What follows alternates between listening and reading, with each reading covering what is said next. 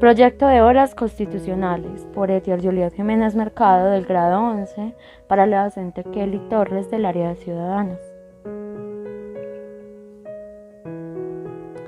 Bueno, en esta breve exposición veremos el título 8 de la rama judicial de la Constitución Política de Colombia y enfatizaremos en los capítulos 1 de las disposiciones generales y el capítulo 2 de la jurisdicción ordinaria. Capítulo 1 de las disposiciones generales. Artículo 228. La Administración de Justicia es función pública. Sus decisiones son independientes. Las actuaciones serán públicas y permanentes, con las excepciones que establezca la ley, y en ellas prevalecerá el derecho sustancial. Los términos procesales se observarán con diligencia y su incumplimiento será sancionado. Su funcionamiento será desconcentrado y autónomo.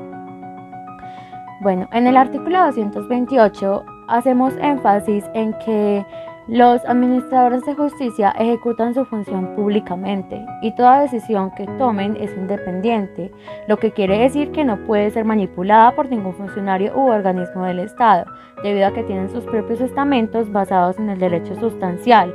Por ende, son un organismo que actúan de forma inmediata sin depender de nadie, haciendo valer su autonomía. Artículo 229. Se garantiza el derecho de toda persona para acceder a la administración de justicia. La ley indicará en qué casos podrá hacerlo sin la representación de abogados.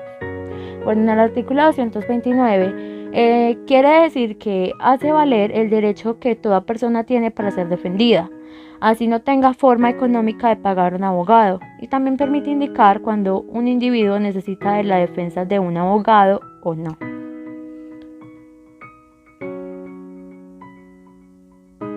Artículo 230. Los jueces en sus providencias solo están sometidos al imperio de la ley, la equidad, la jurisprudencia, los principios generales del derecho y la doctrina son criterios auxiliares de la actividad judicial. Bueno, el artículo 230 indica que los jueces para tomar decisiones solo se basan a la ley independiente de su providencia. Por lo tanto, para tomar decisiones en sus casos judiciales tienen como base el derecho a la igualdad y a todos los principios que les ofrece su criterio, auxiliares en toda actividad judicial. Como criterios auxiliares tenemos a los principios generales del derecho y la doctrina.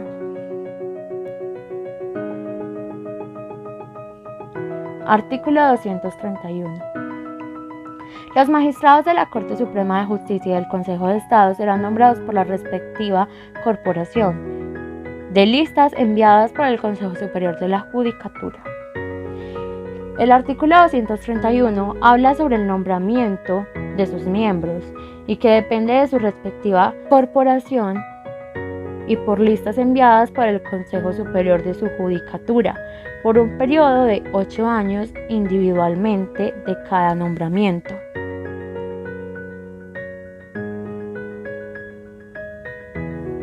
Artículo 232. Habla de los requisitos que debe cumplir cada miembro para ser nombrado como integrante de la Corte Suprema de Justicia. Entonces dice, para ser magistrado de la Corte Constitucional, de la Corte Suprema de Justicia y del Consejo de Estado se requiere. Ahora tenemos los requisitos que debe tener estos individuos. 47. Ser colombiano de nacimiento y ciudadano en ejercicio. 48. Ser abogado. 49. No haber sido condenado por sentencia judicial a pena privativa de la libertad, excepto por delitos políticos o culposos. 50.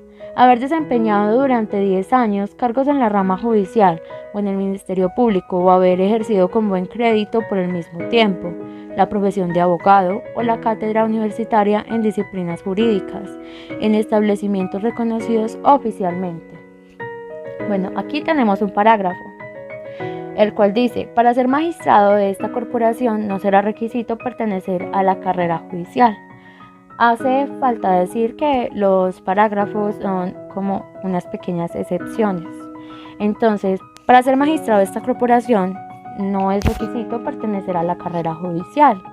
También se puede pertenecer a la legislativa o a la administrativa.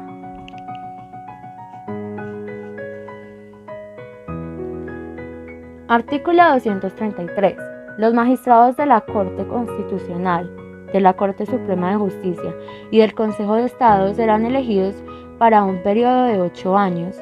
No podrán ser reelegidos y permanecerán en el ejercicio de su cargo mientras observen buena conducta, tengan rendimiento satisfactorio y no hayan llegado a edad de retiro forzoso. Bueno, en el artículo 233 es muy claro frente a la duración del periodo de cada miembro, que debe cumplir 8 años en su cargo y no puede ser reelegido. También debe tener una buena conducta mientras desempeñe este cargo para mantenerse en la corporación, ya que si abusa de su comportamiento, no podrá mantenerse en este cargo. Y podrán ser retirados por edad de retiro forzoso para ser jubilados. Capítulo 2 de la jurisdicción ordinaria.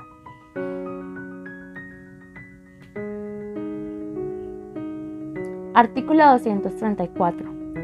La Corte Suprema de Justicia es el máximo tribunal de la jurisdicción ordinaria y se compondrá del número impar de magistrados que determine la ley.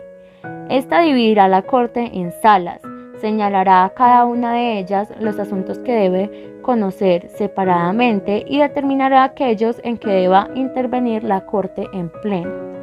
Bueno, este artículo habla sobre lo que la Corte Suprema de Justicia es. Bueno, la Corte Suprema de Justicia es el máximo tribunal de la jurisdicción ordinaria y se compone por un número impar de magistrados con el fin de que, llegado el caso de definir la solución de una situación, no haya empate, y se encarga de dividir la Corte en salas para entregar a cada sala los casos a investigar de forma separada, y según su gravedad se considerará la necesidad de que la Corte completa infiera en él.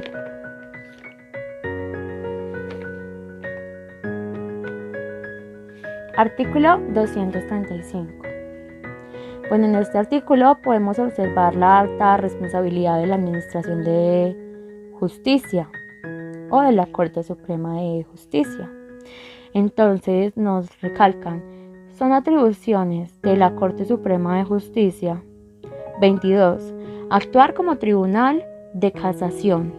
23. Juzgar al presidente de la República o a quien haga sus veces, o sea, el vicepresidente, y a los altos funcionarios de que trata el artículo 174, por cualquier hecho punible que se les impute, conforme en el artículo 175, numerales 2 y 3.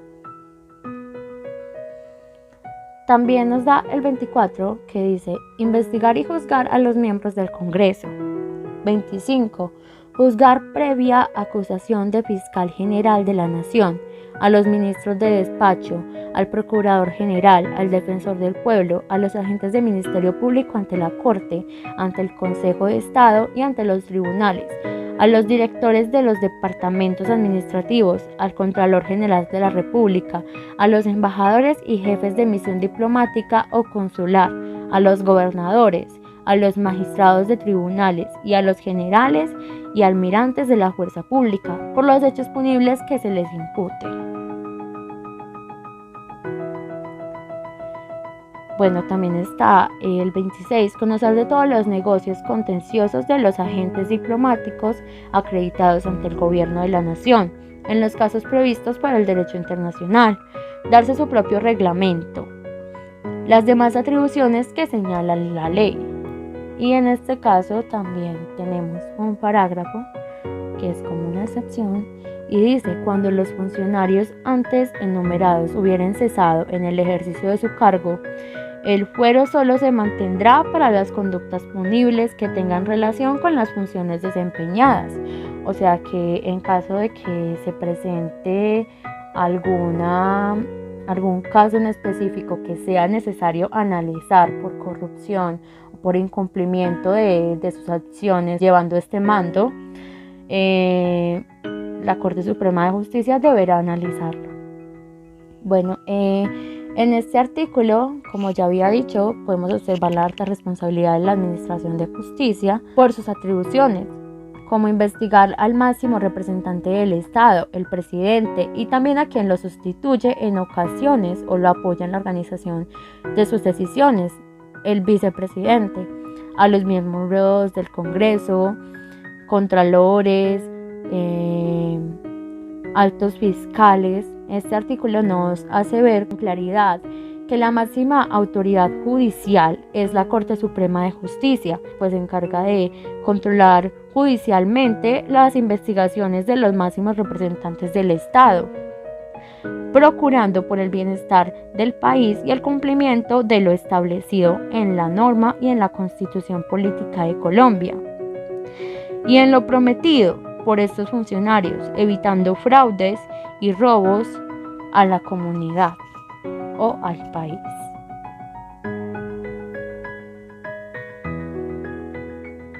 Muchas gracias. Espero que haya sido claro lo tratado en estos 2 capítulos de la Constitución Política de Colombia, que se encuentran, como ya lo había dicho, en el título 8.